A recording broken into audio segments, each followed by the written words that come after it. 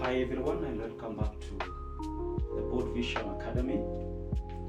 So if you're preparing for your research defense, whether for your PhD, master's or undergraduate research project, you need to be ready for anything the panel will throw at you. So today I will be sharing 20 plus common defense questions you are likely to face, and most importantly, how to answer them confidently and effectively.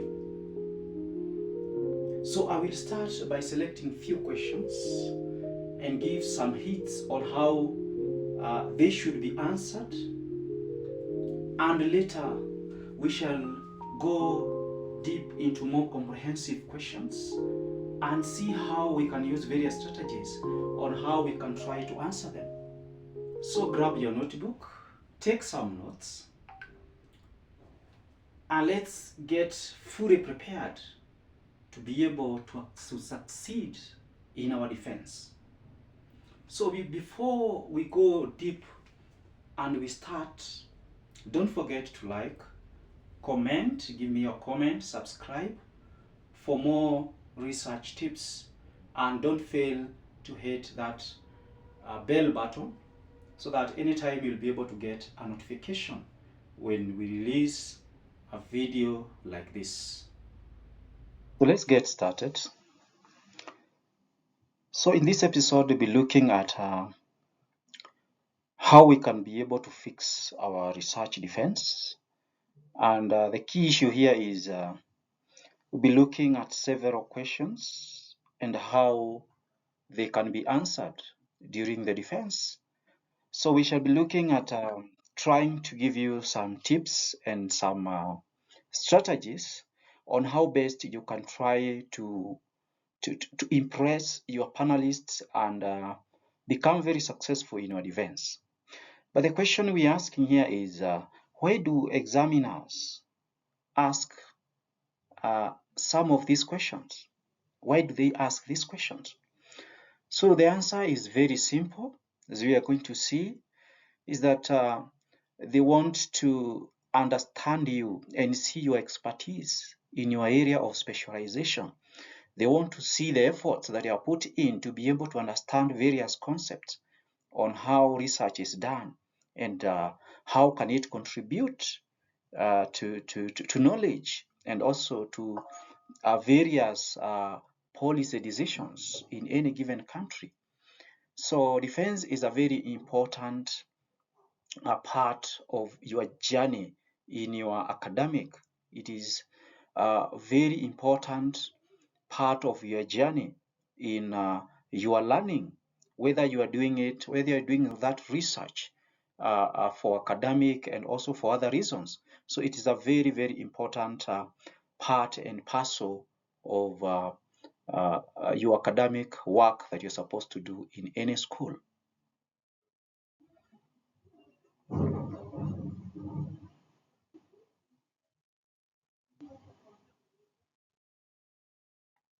So let's see the fact. And the fact is this: why do examiners, why do your professors, why do your academic advisors, why do the panelists ask you this question? So we're simply saying that your defense is just about presenting your research. No, it is more about demonstrating your understanding, how you master the subject, how you master whatever you are doing, whatever you have decided to do as part of your research. So it is not just about presenting. It is not about going there and prepare a PowerPoint and present. Everybody can do that. But here you want to demonstrate your expertise in that area of your specialization. So your professors and examiners want to test your understanding of your research problem. Do you really understand the problem that you are trying to solve, the issues that you are trying to uncover in your paper? What contribution are you bringing up in the field of your study? What contribution are you bringing in terms of the policy? What contribution are you bringing in that area? Whether it is finance, it is accounting, it is human resource, it is marketing, it is supply chain, it is medicine, it is engineering. What is new knowledge that you want to contribute in? You want also to be able to judge your ability to justify your methodology and the results.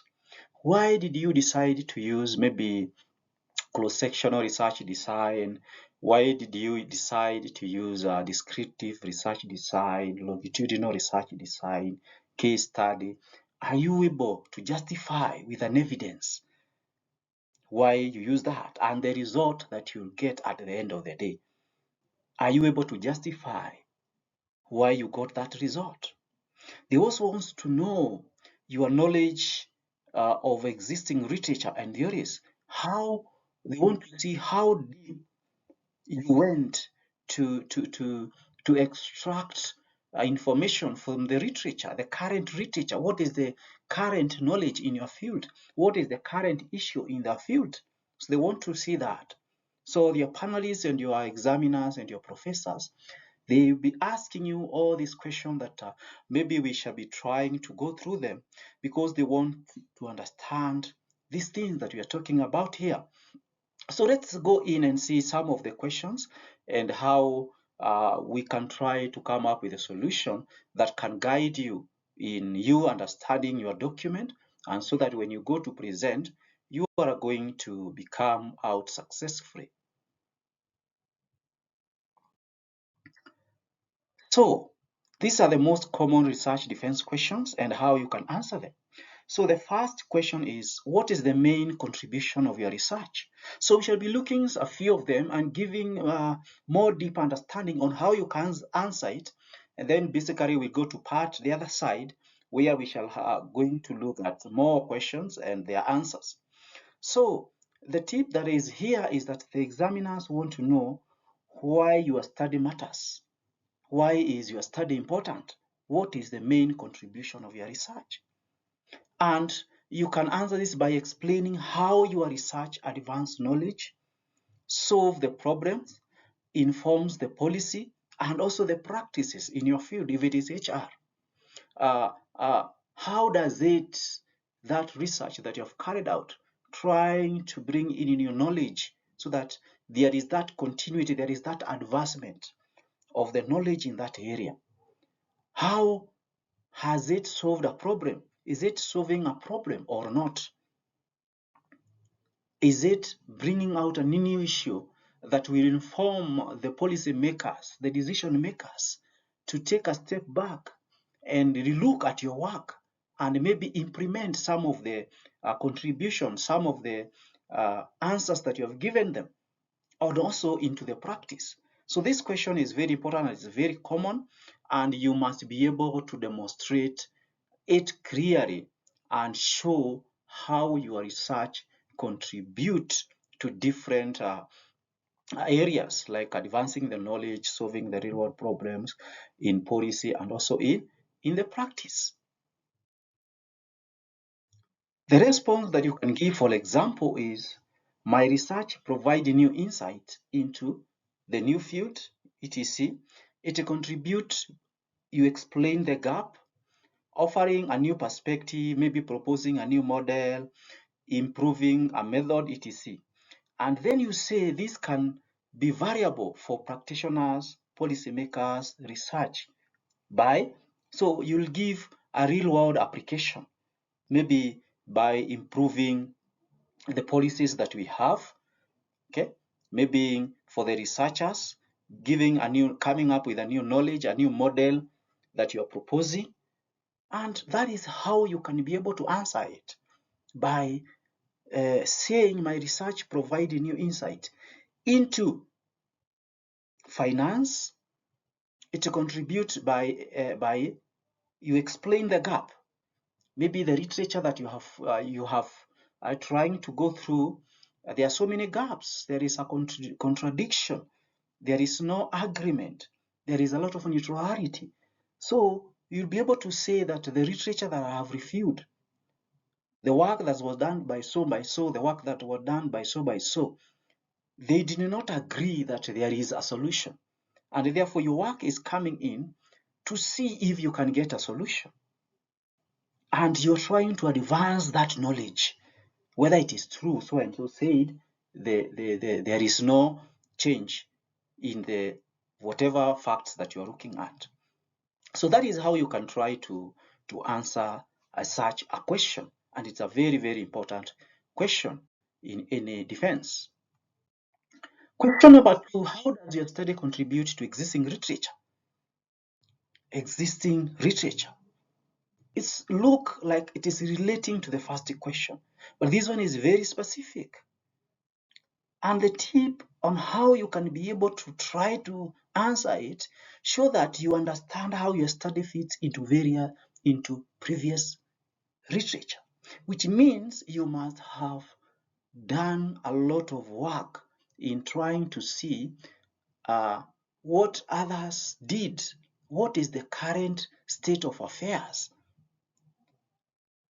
So you can be able to answer like this, the existing literature. This is what I'm saying. So you must be able to demonstrate what direction is the existing literature giving in your area. Existing literature focused on what? Your topic has focused on mention your studies. Somehow, my research extends this by adding a new perspective or filling a gap, offering a contradiction, and this contributes by explaining the impact of what you have found in your results. And this is very, very, very important because you are trying now to contribute to existing literature, which means you have done enough literature to understand what is the current state of affairs, what has been done, and what has not been done. And therefore, you come in to do what? That is the question.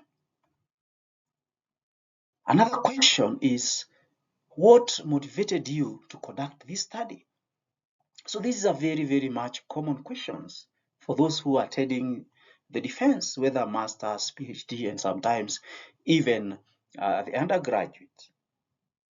And how you can try to do it is examiners want to see your passion and reasoning behind choosing the topic. So you don't just sit there and somebody decide on the topic that you can do. No, that is very long. There must be some that topic must be backed by passion, and you must be able to demonstrate some reasoning behind it. Why have you selected that topic? And in my previous video, I demonstrated how you can select a topic. So during that selection of that topic, is it by your passion? What is it? Why are you selecting that topic? That is the question. And you must be able to tell the examiners what motivated you to conduct that research. And you can try to answer by saying, I was inspired to explore this new topic because maybe a personal story, academic curiosity, or a real world problem that you feel that you wanted to know more about it. Or there is a problem that you went through, and therefore you want to understand what, for example, I was inspired to explore this topic because I wanted to understand why people behave the way they behave. So that is curiosity, or a personal story. You went through some maybe harassment appraisal of your work. You went through maybe some issues, and now you want to understand why. So after reviewing the literature, I noticed a significant gap, and you mentioned that gap, and you decided to investigate. And now you formulated your research question. And this is the research question that I formulated. So it can be one of your objectives, which forms part of your research question. And it becomes very interesting because maybe it is the personal story, academic curiosity, or a real world problem you want to solve. Take us to question number 4. What are the major strengths and limitations of your methodology? So what is methodology?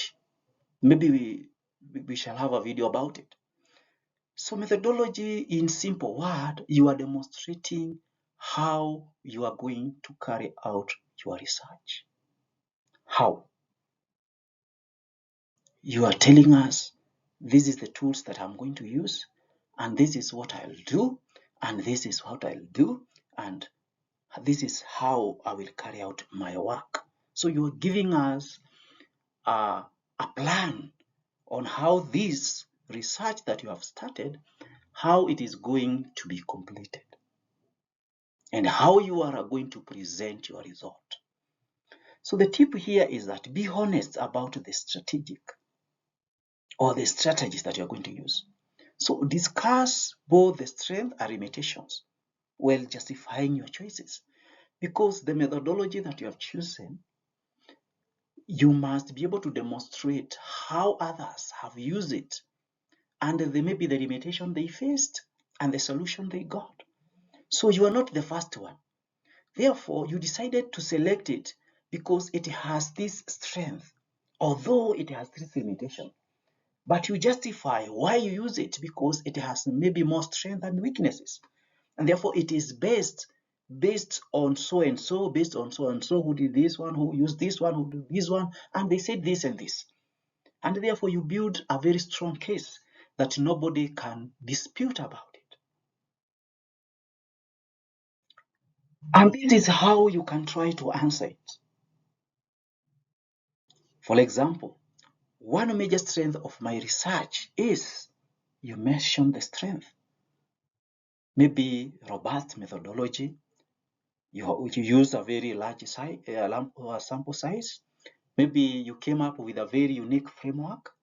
However, a limitation is, you mention your limitation, and to mitigate this, I explain how you handled it. You see now? So you're giving out the strength of the methodology that you have used, the limitations, and how you will deal with that limitation so that it does not affect your work. So that is a very, very good question, and that's how you can answer it.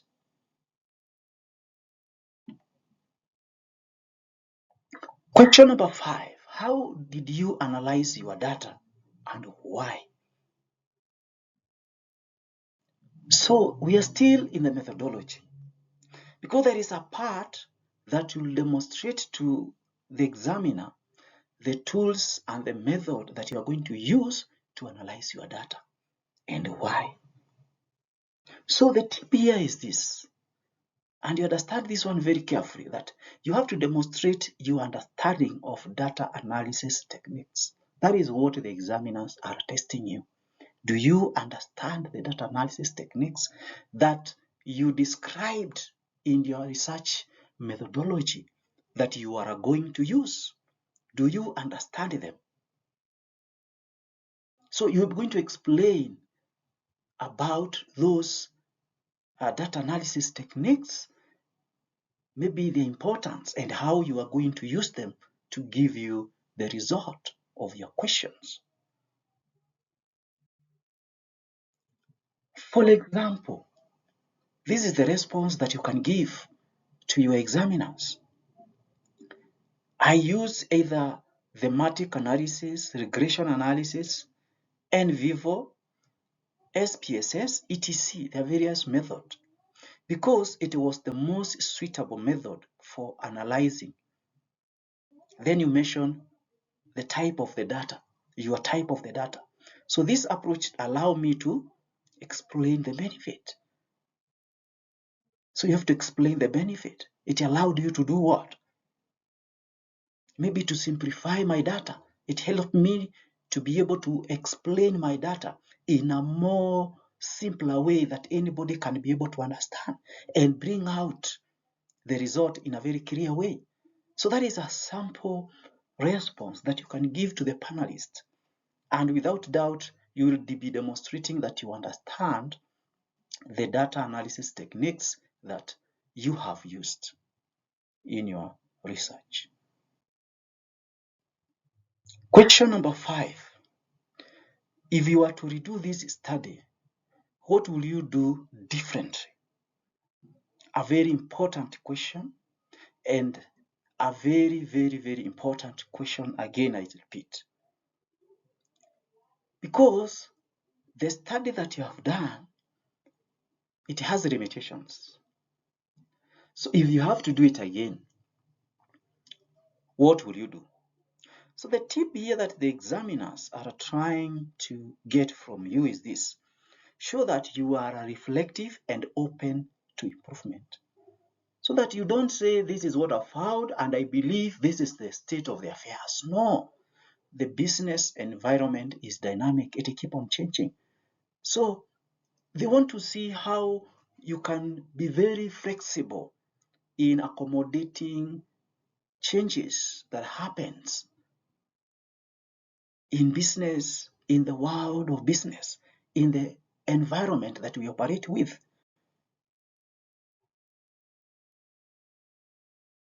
And then the response that you can give to the panelist, that if I were to do this study, you mention an improvement, e.g. a large sample, maybe I would use a large sample size, or I will use different methodology, or I will add additional variables. This would enhance maybe the specific aspect of the research. Maybe they will improve my findings. They will change the perspective of my conclusion. You see? So that is how you can, in a very strategic way, try to answer that question. You can maybe use a small sample size. You can increase it. You can change the methodology. You can add a new addition. Maybe you had used a moderating variable. You can add a control variable. You can add a meditating variable. etc. You can do that, and it will demonstrate that you are open to new improvement and to new changes in the research. To part 3, advanced research defense questions and how to tackle them. So let us quickly just review some of these questions. And these are questions that you can be able to answer on your own by trying to get the answers in a very, very, very short sentences. Don't make it to look very long sentence, very wrong answers. No, make it as short as possible so that you don't open room for more questions from your panelists. For example, how did you arrive at your conceptual framework? How? Because you cannot just wake up and come up with a conceptual framework. You must have reviewed other people's work and the conceptual framework that they have used. So you can either adapt and modify, remove some variables, add yours, maybe to enhance the conceptual framework, depending on your topic. So you can be able to answer that. What are the theoretical components of your framework? So you can be able to demonstrate the theories that you have used and why they are important. And you can use what you call the anchoring theory.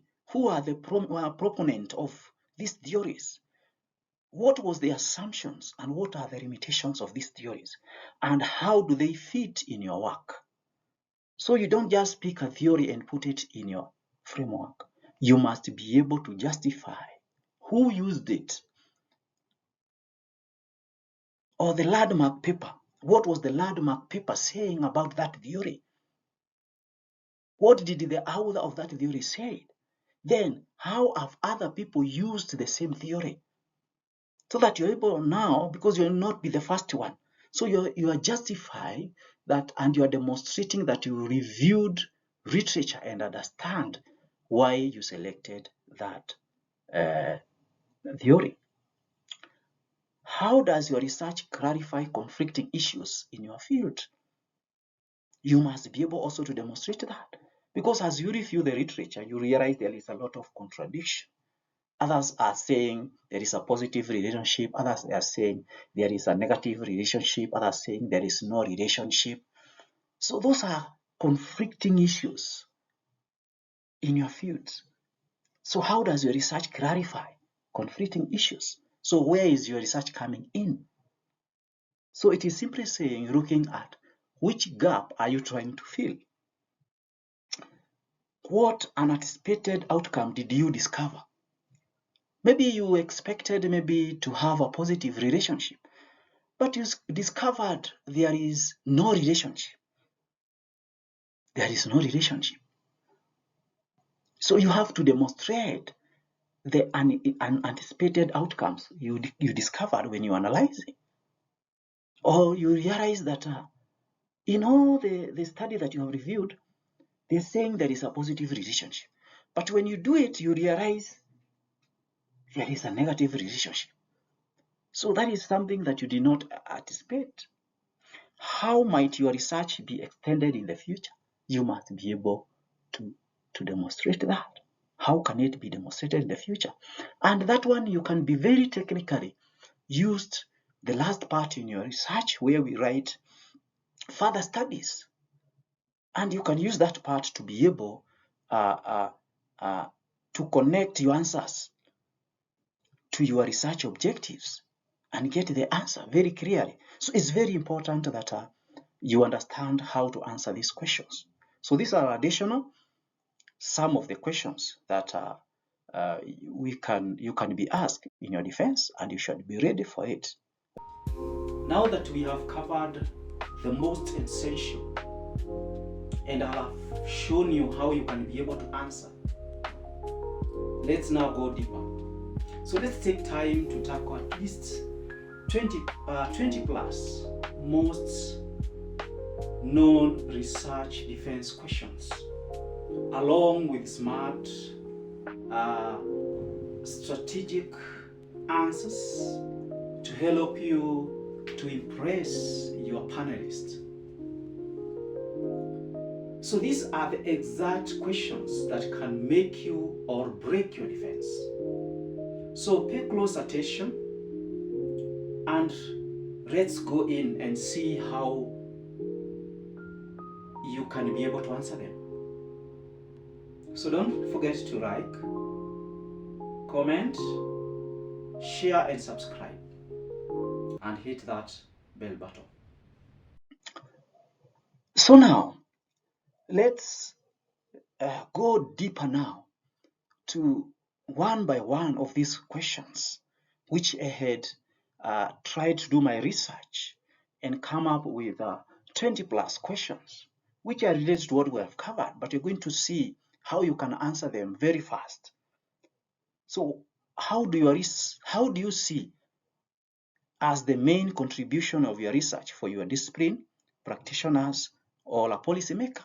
Just a twisted question of what we have done. So this is how you can answer it. That my research contributes to the discipline by addressing the key gaps in the field. For practitioners, it provides actionable insight that can enhance decision making. For policy makers, my findings offer evidence-based recommendation to improve policies and frameworks. So that is how you can answer it, by giving even more details about the actual contribution. Question number 2. How does your study contribute to existing literature? My study extends the literature by introducing a new perspective, and we have gone through that. You name your topic. It also clarifies contradictions found in previous research and fills knowledge gaps that have been overlooked. So you'll be able now to bring out that gap, because maybe when you are doing your work, when you are reviewing, you realize there is a lot of contradiction, as I've said. Others positive, negative, neutral, no relationship. So all those ones you must be able to demonstrate very clearly.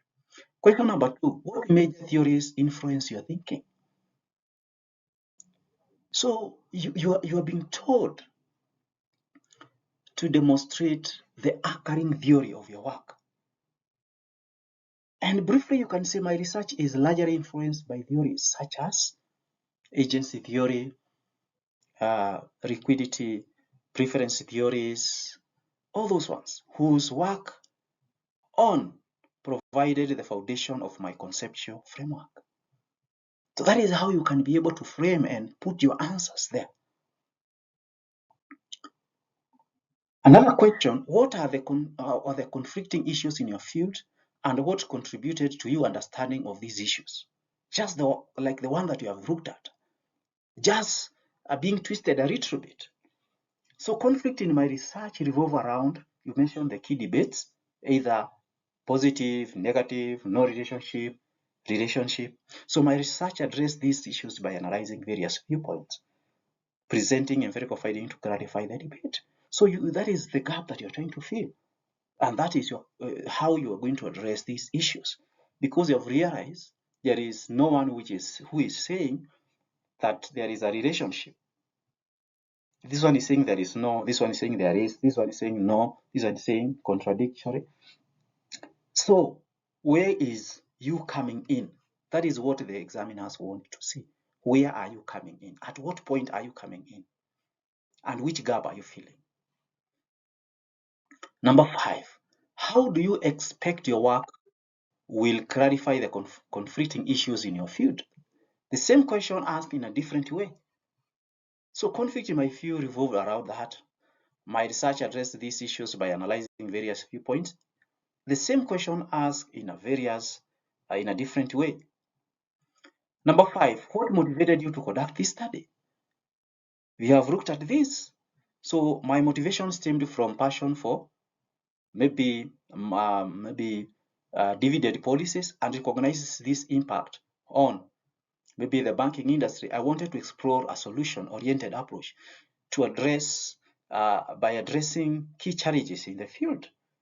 Okay, maybe you realize that some banks make a lot of money, but they give a very small dividend at the end of the year.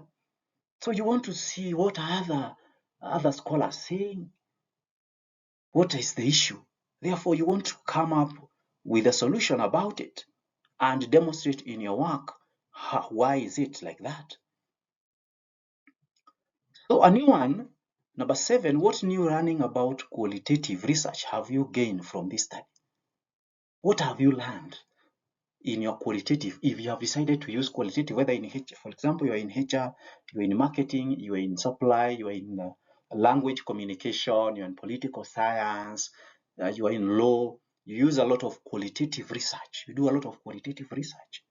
So what new learning about qualitative research have you gained from your study? Maybe the examiner or the professors have realized you have used a qualitative research design. So they want to see whether you understand it. You understand what is qualitative research. I gain deeper insight into data collection techniques, thematic analysis, and the importance of a participant perspective in shaping research conclusions. There is a video I've made about qualitative research methods, various of them which you can use, and one of them is thematic analysis. So how did you carry it out? So they want to understand whether you know them and how they are used. Number 8, what were the anticipated outcome of your study? The same question, the other question we looked at, asked in a different way. So unexpected finding include, you mentioned any surprises that resulted provided a fresh angle to my research, opening new discussion in the field. For example, you reviewed so many research and you realize many of them are saying there is a positive relationship and others are saying there is a negative relationship. And there is no work that is saying there is no relationship. So when you do your work, you realize your numbers are telling you there is no relationship, whether negative or positive, no. So that is an expected finding, because you expected at least maybe you find positive or negative, but you find your work is saying there is no relationship. It is neutral. Or there is no relationship. There is no, those variables are not related at all. So you have to demonstrate that. Number 9, what new learning about yourself have you gained from this research experience? You yourself, what have you gained? So you must demonstrate this research journey has strengthened my critical thinking, analytical, problem-solving skills, it has also taught me the value of persistence and adaptability, because it's something that you have done for a long time, maybe 2 years, 3 years, 5 years, 7 years. You have spent time reviewing the literature, doing this, going to your supervisor, to your academic advisor, you are returned, going to this, or a year is gone, another one is gone, just doing the same thing. So it means you have persisted and you have adapted. So you have gained new skills on how to solve problems, on how to analyze things, on how to think critically. So that is what the examiners want to see you demonstrating.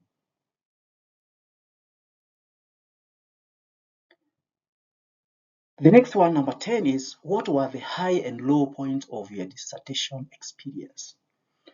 What were your low points and your high points during that process of working on that document?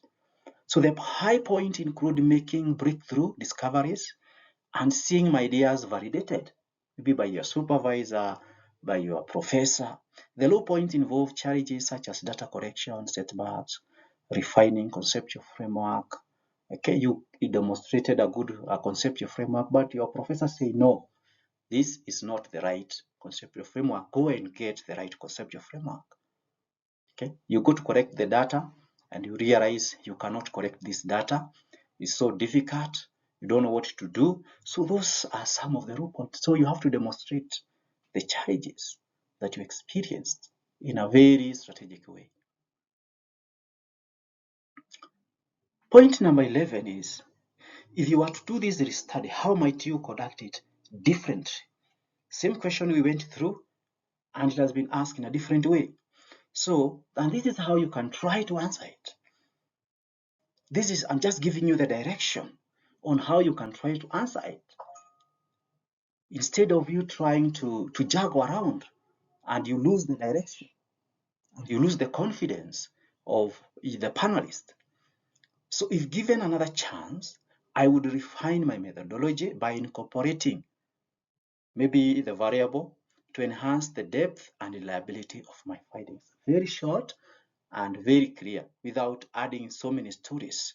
You might open a Pandora's box to your panelists by asking you so many questions. So be very precise, short, and clear. Number 12, how could you build on or extend this research in the future? How? How could you do it and ensure you extend it? For example, you have done it, this study, and in the future you want to study more because the business environment keep on changing. This is how you can, in a precise way, try to answer. Future research could explore maybe the related area or apply my framework in different contexts to assess its broader applicability. Okay, maybe your work you are just concentrated in banking sector. You can give in the area where we state area for further studies. That is what they're asking you here.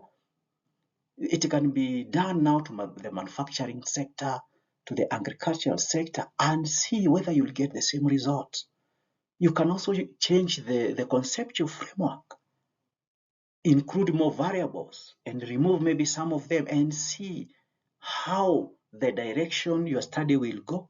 So that is what you are being tested here, whether you are flexible enough to be able to accommodate the changes in the business environment, the changes in the research, and expand the knowledge. Number 13, what are the major strengths and or limitations of your research design and methodology?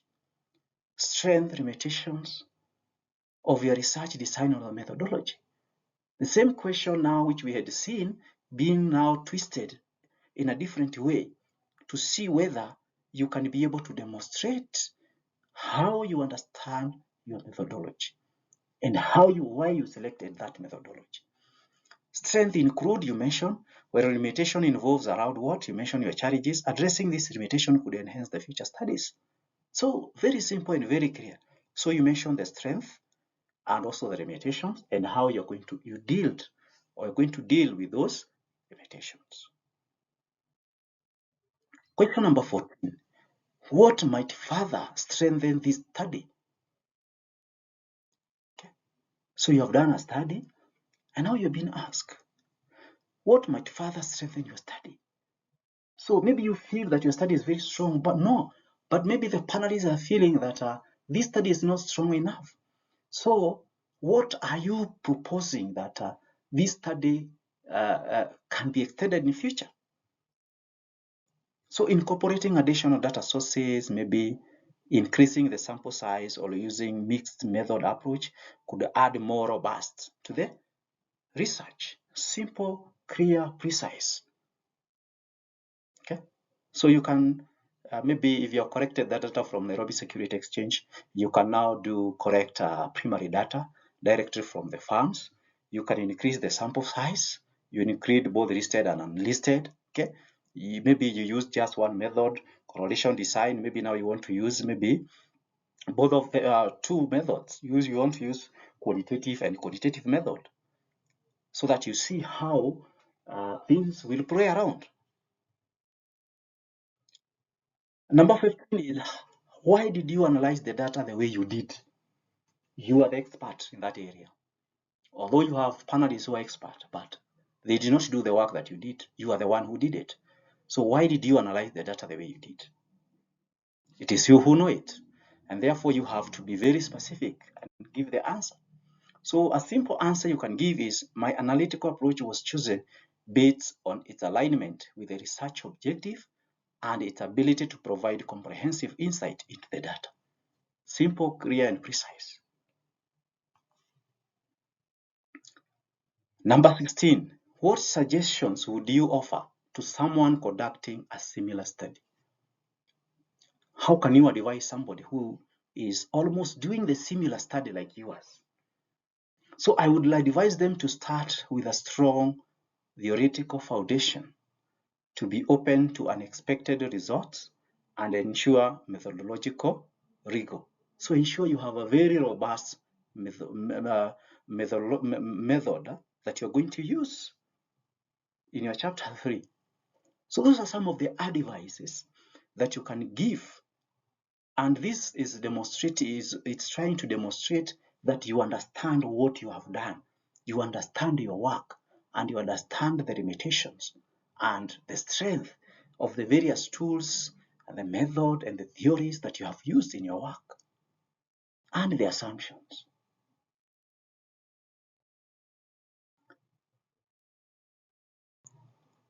Another one, what are the theoretical components of your framework?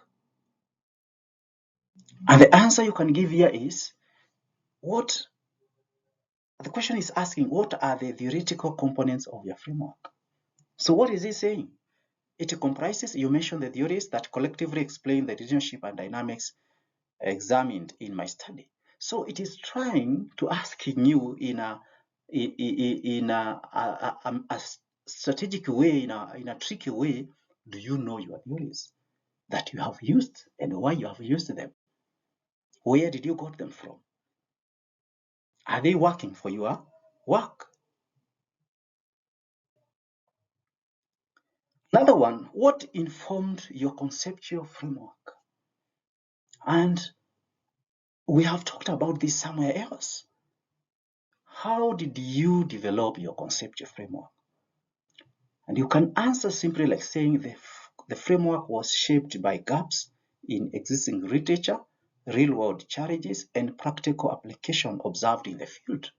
So you have reviewed the literature and you have said, this person used this conceptual framework, this used this conceptual framework, this used this conceptual framework, this was his variables, and that is why you are saying this. They were addressing these gaps, and now you are coming in here using almost similar variables, adding one or two variables, removing what they were using, and now adopting and modifying that conceptual framework to fit your work. And that is what is being tested from you, whether you understand why you used that conceptual framework and what prompted you to use it. The other question is, how did you decide upon the component included in your conceptual framework? Simply testing, how did you come up with your objectives? How and why? The simple answer is this: the components were carefully selected based on their relevance, empirical support, and ability to address my research questions effectively. You see now the issue of research question coming in, and the research question is linked to your objectives. So it is simply in a very tricky way, in a very strategic way, trying to see whether you understand your objectives and how you came up with those objectives. So it means you have done a lot of empirical support, empirical literature to understand these variables. The other question is, how did the component in your conceptual framework assist you in visualizing and explaining what you intended to investigate? So it is trying to test your ability, whether you understand what is a conceptual framework and why are you drawing it? Why? Is it that because it is a rule, or you know why and why it is supposed to be there? So the simple answer is this: the framework provides a structured roadmap for analyzing the relationship, guiding both my research design and the data interpretation.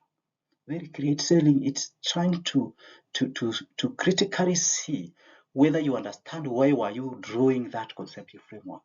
Do you know why? And why is it important in your work?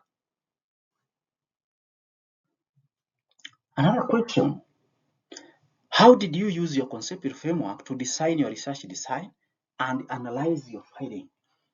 So this one is now trying to link whether you understand your research methodology and how it is linked to your data analysis and findings. So my conceptual framework, how you can give a simple question, a simple answer, is that my conceptual framework serves as a guiding structure. So you know why it is there. Help me align my data collection, because that will tell you the data collection method you're going to use, and analysis with the study core objectives, because that is where your objectives are. So it's very, very important to understand your conceptual framework. Why are you putting it there? Not because you have been told to put it there by your professor or by your university or your institution guide about how research should be carried out. No, it is a matter of understanding each and every component that you're supposed to put in your work, why it should be there.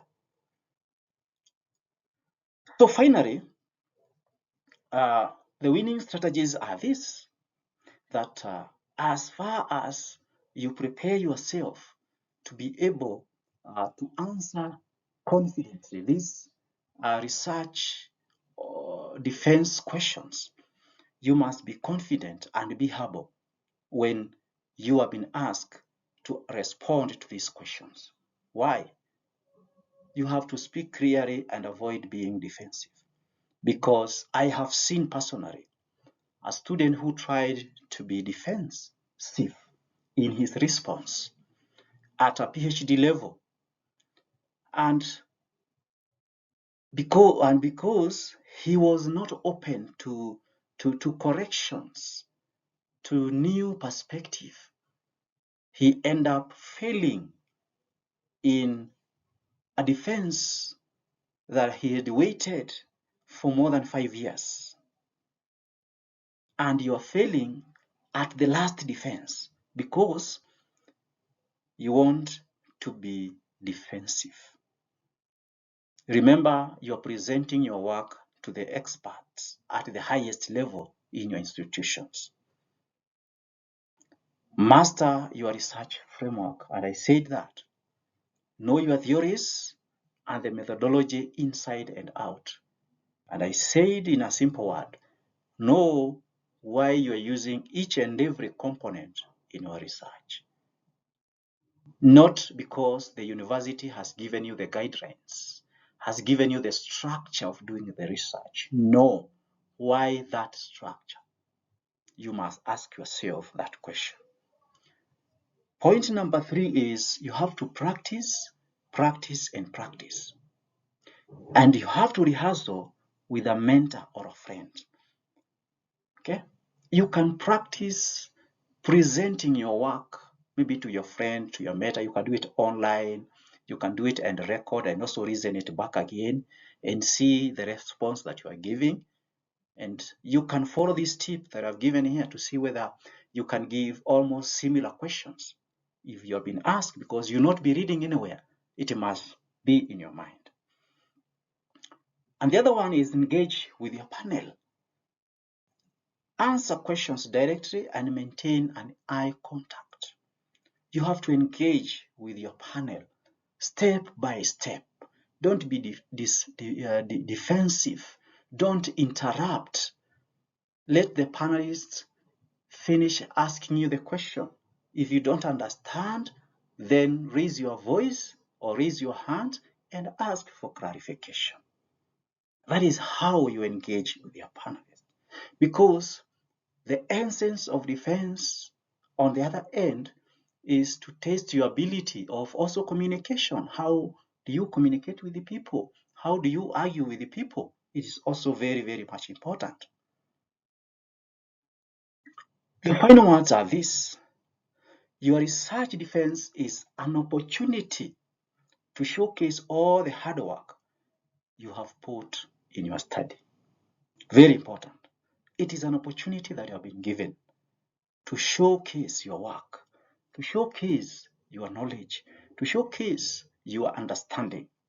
So you need to prepare well and also anticipate questions. And you walk into the defense with confidence.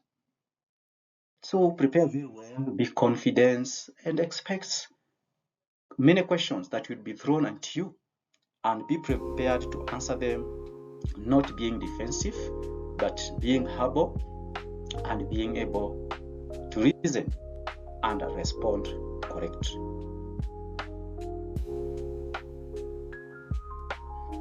So if you found this to be very helpful, you can smash that like button, subscribe, share with your friend who is preparing for their defense. You have a colleague, you have a student, whether a PhD, a master's, undergraduate, whether in the professional field, who will be presenting his work, who have done a project, whether it is a practical, whether it is a theoretical, whatever kind of defense that you'll be attending. Please, you can share with your colleague and you will be helping he or she to prepare for that great day.